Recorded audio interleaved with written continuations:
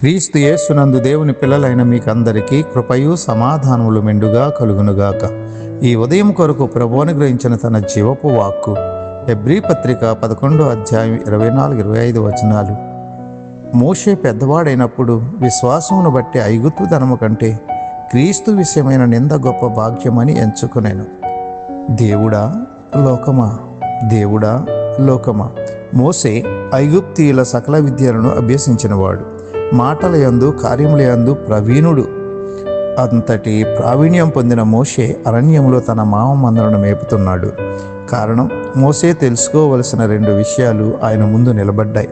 దేవుడా లోకమా, ఐగుప్తు ధనమా, క్రీస్తు విషయమైన నింద, అల్పకాల పాపభోగమా, దేవుని ప్రజలతో శ్రమ, పరో కుమార్తె యొక్క కుమారుడు అనిపించుకోవడమా లేక దేవుని కుమారుడు అనిపించుకోవడమా?